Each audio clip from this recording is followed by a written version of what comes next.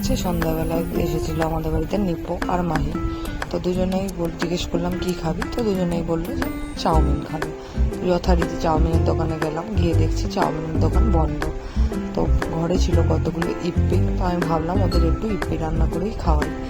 তো ইপ্পি বানানোর জন্য প্রথমে একটু পেঁয়াজ কুচি করে নিলাম, তারপর রসুন কুচি করে নিলাম, তারপর টমেটোটাকে ভালো করে কুচি কুচি করে কেটে নিয়ে ধনে পাতাগুলোকে ধুয়ে ভালো করে কুচি কুচি করে কেটে সব রেডি করে নিলাম। তারপরে লঙ্কাও দিলাম, যাতে একটু ঝাল ঝাল একটু ভাবটা ভালো লাগবে। তো তারপরে কড়াইয়ে গরম জলে একটু হালকা তেল দিয়ে ইপ্পিগুলো বয়েল করতে দিয়ে দিলাম। তো তারপরে কড়াইয়ের মধ্যে হালকা একটু বাটার দিয়ে আর একটু তেল দিয়ে, ওটা ক্যামেরায় নেওয়া হয়নি, তো দিলাম। তারপরে সেগুলোর মধ্যে দিয়ে দিলাম রসুন কুচি, তারপরে দিলাম পেঁয়াজ কুচি, তারপর সেটাকে হালকা একটু জাস্ট ভেজে নিয়ে দিয়ে দিলাম টমেটো আর কাঁচা লঙ্কা কুচিগুলোকে। তারপরে আস্তে আস্তে এগুলোকে একটু নাড়াচাড়া করে একটু মশলাটা দিয়ে ভালো করে ওটাকে নাড়িয়ে নিলাম। নাড়িয়ে নিয়ে ইপ্পিগুলোকে দিয়ে দিলাম। কিন্তু মাঝখানে আমি একটা গন্ডগোল করে ফেলেছি, আমার এখানে ডিম দিতে ভুলে গেছি, আর ডিম ছাড়া ইপ্পি খেতে একদমই ভালো লাগে না আমার।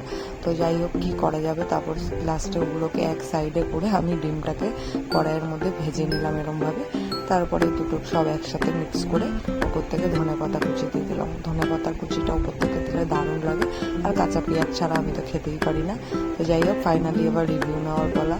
সত্যি ইপ্পিটা খুব ভালো হয়েছিল, আমি নিজেই খেয়ে নিজের প্রশংসা করছি।